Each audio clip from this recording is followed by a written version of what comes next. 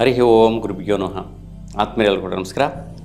ಆತ್ಮೀಯರೇ, ನಾವೀಗ 2025 ಜುಲೈ ತಿಂಗಳಲ್ಲಿ ತುಲಾರಾಶಿಯವರಿಗೆ ಗ್ರಹಗಳ ಒಂದು ಚಲನೆ ಬದಲಾವಣೆಯಿಂದ ಈ ತಿಂಗಳ ಪೂರ್ತಿ ಏನೆಲ್ಲ ಪ್ರತಿಫಲಗಳು ಪಡೆಯುವಂತಹದ್ದು ಇರುತ್ತೆ ಅನ್ನುವಂತಹದ್ದು ನಾವೀಗ ತಿಳಿಯೋಣ. ನೋಡಿ, ನಿಮ್ಮ ರಾಶಿಯವರಿಗೆ ಗ್ರಹಗಳು ಯಾವ ರಾಶಿಯಿಂದ ಯಾವ ರಾಶಿಗೆ ಬದಲಾಗ್ತಾ ಇದೆ, ಯಾವ ರಾಶಿಯಲ್ಲಿ ಯಾವ ಗ್ರಹ ಸ್ಥಿರವಾಗಿದೆ ಅನ್ನುವಂಥದ್ದನ್ನು ತಿಳ್ಕೊಳ್ಳೋಣ. ನೋಡಿ, ಈ ತಿಂಗಳಲ್ಲಿ 3 ಗ್ರಹಗಳು ಬದಲಾಗ್ತಾ ಇರ್ತಕ್ಕಂತಹದ್ದು. ಸೂರ್ಯ ಜುಲೈ 16ನೇ ತಾರೀಕಿಗೆ ಮಿಥುನ ರಾಶಿಯಿಂದ ಕಟಕ ರಾಶಿಗೆ ಪ್ರವೇಶ ಮಾಡ್ತಾನೆ. ಇನ್ನು ಕುಜಗ್ರಹ ಜುಲೈ 28ನೇ ತಾರೀಕಿಗೆ ಸಿಂಹ ರಾಶಿಯಿಂದ ಕನ್ಯಾ ರಾಶಿಗೆ ಸಂಚಾರ ಮಾಡುವಂತಹದ್ದು. ಶುಕ್ರಗ್ರಹ 26ನೇ ತಾರೀಕು ಜುಲೈ ತಿಂಗಳಲ್ಲಿ ವೃಷಭ ರಾಶಿಯಿಂದ ಮಿಥುನ ರಾಶಿಗೆ ಪ್ರವೇಶ ಮಾಡ್ತಾರೆ. ಇನ್ನು ಸ್ಥಿರವಾಗಿರ್ತಕ್ಕಂತಹ ಗ್ರಹಗಳು ರಾಹು ಬಂದು ಕುಂಭರಾಶಿಯಲ್ಲಿ, ಶನಿ ಬಂದು ಮೀನ ರಾಶಿಯಲ್ಲಿ, ಗುರು ಮಿಥುನ ರಾಶಿಯಲ್ಲಿ, ಬುಧಗ್ರಹ ಕಟಕ ರಾಶಿಯಲ್ಲಿ, ಸಿಂಹ ರಾಶಿಯಲ್ಲಿ ಕೇತುಗ್ರಹ ಸಂಚಾರ. ನೋಡಿ, ಈ ಗ್ರಹಗಳು ಸ್ಥಿರ ಮತ್ತು ಸಂಚಾರದಲ್ಲಿ ಇದ್ದರೂ ಕೂಡ, ಸ್ಥಿರವಾಗಿದ್ದರೂ ಕೂಡ ಸಂಚಾರದಲ್ಲಿ ಇರುತ್ತೆ. ಆದರೆ ಆ ಒಂದು ರಾಶಿಯಲ್ಲಿ ಸಂಚಾರ ಮಾಡ್ತಾ ಇರ್ತಕ್ಕಂಥ ಸ್ಥಿತಿಯಲ್ಲಿರುತ್ತೆ. ಆದರೆ ರಾಶಿಯಿಂದ ಬದಲಾಗ್ತಾ ಇರ್ತಕ್ಕಂಥ ಗ್ರಹಗಳು 3 ಗ್ರಹಗಳು ಈ ತಿಂಗಳಲ್ಲಿ ಮಾತ್ರ. ಹಾಗಾಗಿ ಈ ತಿಂಗಳಲ್ಲಿ ಈ ಗ್ರಹಗಳ ಒಂದು ದೃಷ್ಟಿ, ಸ್ಥಿತಿ, ಸಂಚಾರದಿಂದ ನಿಮ್ಮ ರಾಶಿಯವರಿಗೆ ಏನೆಲ್ಲ ಬದಲಾವಣೆಗಳು ಸಿಗುತ್ತೆ ಅನ್ನುವಂತಹದ್ದು ನಾವೀಗ ನೋಡೋಣ. ನೋಡಿ, ತುಲಾ ರಾಶಿಯವರಿಗೆ ಬಹುಮುಖ್ಯವಾಗಿ ರೀತಿ ಆದಾಯದ ಭಾಗ್ಯ ದಿನಗಳು ಅಂತೇಳಿ ಹೇಳ್ಬೋದು. ಆದಾಯಗಳು ಕೆಲವೊಂದು ಕೆಲಸ ಕಾರ್ಯಗಳು ಜಯಿಸೋದ್ರಿಂದ, ಆ ಕೆಲಸ ಕಾರ್ಯಗಳ ಒಂದು ಪ್ರತಿಫಲದಿಂದ ನಿಮಗೆ ಭಾಗ್ಯದ ಪ್ರತಿಫಲದಾಯಕ ಅನುಕೂಲಗಳು ಈ ಒಂದು ಜುಲೈ 16ರವರೆಗೂ ಸಿಗುತ್ತೆ. ಜುಲೈ 16ರ ನಂತರ ವೃತ್ತಿಯಲ್ಲಿ ಬಲಾಬಲಗಳು, ವೃತ್ತಿಯಲ್ಲಿ ಸ್ಥಿರತೆ, ಒಳ್ಳೆಯ ರೀತಿಯ ಘನತೆ, ಗೌರವ, ಸ್ಥಾನ, ಅವಕಾಶ, ಶುಭಪ್ರದವಾದ ಅನುಕೂಲಗಳು, ಲಾಭದಾಯಕವಾದ ರೀತಿಯಲ್ಲಿ ವೃತ್ತಿ ಮುಂದುವರಿಕೆಗಳು, ವ್ಯಾಪಾರ ವ್ಯವಹಾರ ಮಾಡ್ತಾ ಇರ್ತಕ್ಕಂಥವ್ರಿಗೆ ಶ್ರೇಷ್ಠ ಫಲಗಳು, ವಿಶೇಷವಾಗಿ ಸರ್ಕಾರಿ ವೃತ್ತಿಯಲ್ಲಿರ್ತಕ್ಕಂಥವ್ರಿಗೆ ಶ್ರೇಷ್ಠವಾದಂತಹ ಅನುಕೂಲಗಳು, ಸರ್ಕಾರಿ ಪ್ರಾಜೆಕ್ಟ್ಗಳನ್ನ ನಿರ್ವಹಿಸ್ತಾ ಇರ್ತಕ್ಕಂಥವ್ರಿಗೂ ಸಹ ಶ್ರೇಷ್ಠವಾದಂತಹ ಅನುಕೂಲಗಳು ಸಿಕ್ಕಿಬಿಡತ್ತೆ. ಇನ್ನು ಮುಖ್ಯವಾಗಿ ಆದಾಯಗಳ ವಿಚಾರದಲ್ಲಿ ನೋಡಿದ್ರೆ, ಕೆಲವೊಂದು ಆದಾಯಗಳನ್ನು ದೀರ್ಘಕಾಲಿಕವಾಗಿ ನೀವು ಸಾಧಿಸಬೇಕು, ಪಡೀಬೇಕು ಅಂತಿರ್ತೀರ. ಕೇಸು, ಕೋರ್ಟು ವ್ಯವಹಾರಗಳ ಸೆಟ್ಲ್ಮೆಂಟ್ಗಳ ವಿಚಾರದಲ್ಲಿ ಪಡಿಬೇಕು ಅಂತಿರುವಂತಹ ಅವರಿಗೆ ಈ ಒಂದು ಸಮಯದಲ್ಲಿ ಬಹಳಷ್ಟು ಸಂದಿಗ್ಧವಾದಂಥ ಪರಿಸ್ಥಿತಿ. ಈ ತಿಂಗಳಲ್ಲಿ ಸೆಟ್ಲ್ಮೆಂಟ್ಗಳಾಗುವಂಥ ವಿಚಾರ, ನಿಮ್ಮ ಪರವಾಗಿ ಆಗತ್ತೋ ಆಗಲ್ವೋ ಅನ್ನುವಂಥ ವಿಚಾರ, ಈ ರೀತಿಯ ಒಂದು ಒತ್ತಡದ ಸ್ಥಿತಿಗಳು, ಸಂದಿಗ್ಧವಾದ ಸ್ಥಿತಿಗಳು, ವೈಪರೀತ್ಯ ಸ್ಥಿತಿಗಳು ಬರುವಂತಹ ತಿಂಗಳು ಈ ತಿಂಗಳಾಗಿರುತ್ತೆ. ಹಾಗಾಗಿ ನಿಮಗೆ ಅನುಕೂಲವಾಗಿ ಆಗಬೇಕು ಅನ್ನುವಂತಹದ್ದಿದ್ದರೆ ಗ್ರಹ ಪರಿಹಾರ ತುಂಬ ಮುಖ್ಯವಾಗಿರುತ್ತೆ.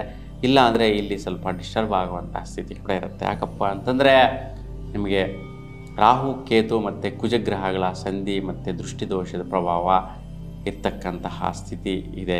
ಹಾಗಾಗಿ ದಂಪತಿಗಳು ಕೂಡ ಸ್ವಲ್ಪ ವ್ಯಾಕುಲತೆ ಇರುತ್ತೆ.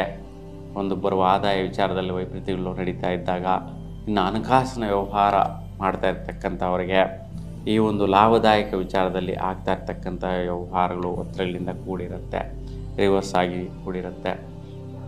ಸೊ ಹಾಗಾಗಿ ನೀವು ಬಹುಮುಖ್ಯವಾಗಿ ಸರ್ಪ ಸಂಸ್ಕಾರ ದೋಷ ಪ್ರಭಾವ ಇಲ್ಲಿ ಉಂಟಾಗತ್ತೆ, ಸರ್ಪದೋಷ ಪ್ರಭಾವ ಉಂಟಾಗತ್ತೆ, ಕಾಲಸರ್ಪ ದೋಷ ಪ್ರಭಾವ ಉಂಟಾಗತ್ತೆ. ಆದರೂ ಇಲ್ಲಿ ಅಪಸ್ಸವ್ಯದಲ್ಲಿ ಆಗ್ತಾ ಇರ್ತಕ್ಕಂತಹ ಕಾಲಸರ್ಪ ದೋಷ.